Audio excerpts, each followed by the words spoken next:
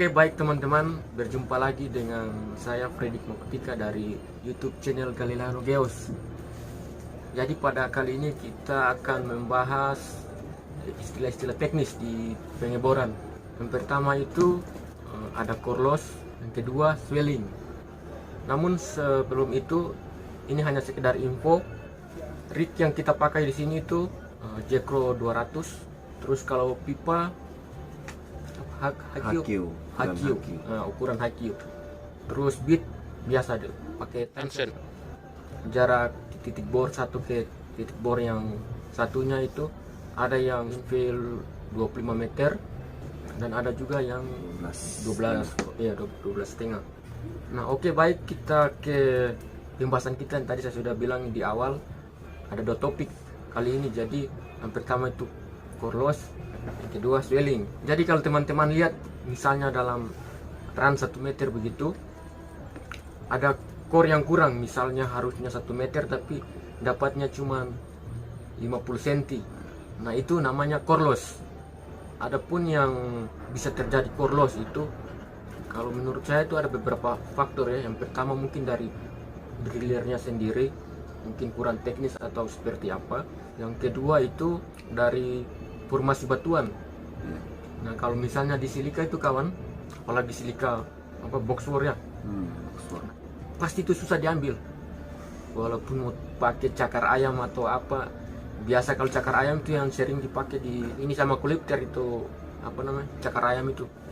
Nah, itu pakai itu juga nggak diambil. Nah, terus kalau misalnya dalam satu hole itu kebanyakan yang loss, itu kan pasti larinya ke datanya pasti nggak bagus itu. Low score bisa pengaruh ke recovery. Makanya di sini ada SOP-nya. Kalau misalnya recovery itu minimal itu dalam satu hole rata-ratanya minimal 80-an lah kalau untuk di beda bayi di sini. Nah, kalau kurang dari itu pasti tidak valid datanya. Kalau misalnya dalam 30 meter recovery-nya cuma 50%, kan artinya dalam 1 meter itu mungkin cuma 15 meter ya. Yang 15 meternya hilang. Jadi tidak valid. Nah, solusi untuk yang core loss ini kalau menurut saya bisa di redrill atau ya di redrill itu. Kalau dari review bagaimana masalah core loss ini? Kalau menurut saya untuk masalah core loss ini jadi banyak ya, itu ya salah satu dari beberapa faktor. Itu yang pertama dari teknis pengeboran, kedua juga termasuk dari formasi batuannya, terus juga ya, tapi lebih dominan itu saja sih kawan. Kalau untuk core loss itu, kalau untuk pengaruh di data, kehilangan sekitar 50 cm misalkan kayak gitu kan dalam satu runningan.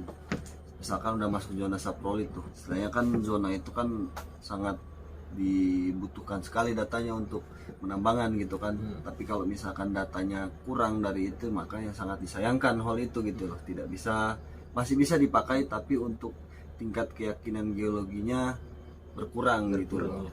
Jadi ya sebisa mungkin inilah, kalau untuk peran geologis dalam mengantisipasi core loss ini, pertama ya baca dulu kan, istilahnya diskusi dulu sama driller gitu loh, terkait dengan lokasi yang mereka mau bor ini formasinya seperti apa dulu. Misalkan ini formasinya gravel atau istilahnya lebih dominan lumpur, nah itu kan punya teknis sendiri untuk mengebor itu gitu. Jadi memang sudah dikomunikasikan terlebih dahulu agar nanti walaupun misalkan ada SOP untuk running pendek, terus kalau misalkan dia runningnya itu memang 1 meter, ketika ketemu di zona-zona atau formasi-formasi batuan yang sekiranya bisa core loss, ya inilah kita running pendek saja dulu, walaupun recovery-nya 100 gitu loh ya. Nggak usah buru-buru meter, yang penting datanya tuh bisa terwakili. Menurut saya seperti itu tambahan untuk core loss. Oke, jadi tadi itu mengenai core loss.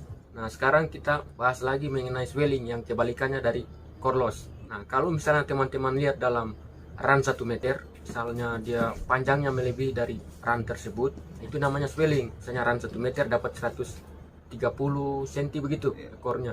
Nah, itu namanya swelling. Kalau untuk swelling sendiri itu bisa terjadi di zona limonit, tapi di saprolit juga yang bisa terjadi swelling. Kalau misalnya yang saprolit yang soft begitu, pasti dia bisa swelling juga. Hanya fine itu ya, teksturnya lebih ke tanah lah gitu. Kalau menurut saya swelling itu kan memanjang gitu, penambahan gitu kan.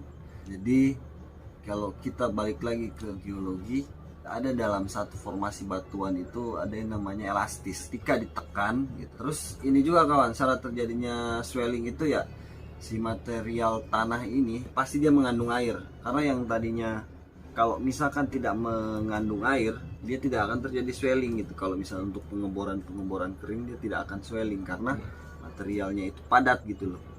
Ketika ada cairan gitu kan, yang masuk ya, pasti dia akan mengembang gitu. Nah, sedangkan kan untuk di saat pengeboran ini kan ada penekanan air yang masuk. Air yang masuk ditambah lagi kan dengan Tekanan. rotasi putaran bor itu, sehingga dia yang tadinya cuma 1 meter begini ketekan, akhirnya dia memanjang gitu.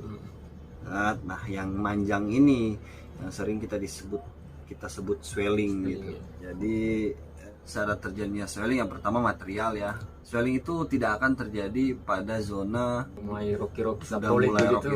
rocky saprophyte masih ada, tapi paling cuma 5 cm lah. Kalau sudah bedrock itu terus ada swelling itu nggak mungkin. Nggak mungkin. Apalagi sudah di box baru swelling itu nggak mungkin sekali. Itu paling ada kesalahan untuk pengeborannya. Terus di swelling juga, nah ini sering dimanfaatkan oleh beberapa driller untuk masalah meteran. Jadi ya mesti Diperhatikan. Iya. antisipasi lah gitu kan. Jadi kalau teman-teman melihat satu core gitu ya, panjangnya melebihi dari run, ya nggak usah panik atau apa ya, itu karena swelling. Jadi jangan bilang dia run lebih atau seperti apa, itu karena memang si ore ini misalnya di limon itu kan pasti dia elastis tuh, kena air pasti dia bakal panjang, apalagi ditekan pakai air begitu kan. Iya.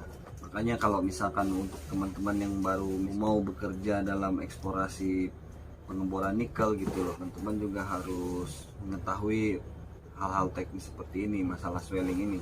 Jadi ketika dia running 1 keluar 130 cm atau 1 meter 30 cm. Nah, itu tuh bukan panjangnya pipa yang masuk ke dalam tuh bukan 130 tapi hanya 1 meter. Itulah, jadi harus dipahamin di situ. Paling seperti itulah untuk swelling. Oke, jadi jika teman-teman ingin bertanya mengenai istilah-istilah lain di pengeboran, ya silakan di komen di kolom komentar di bawah. Oke, sekian untuk saat ini. Terima kasih yang sudah menonton dan sampai ketemu di video berikutnya.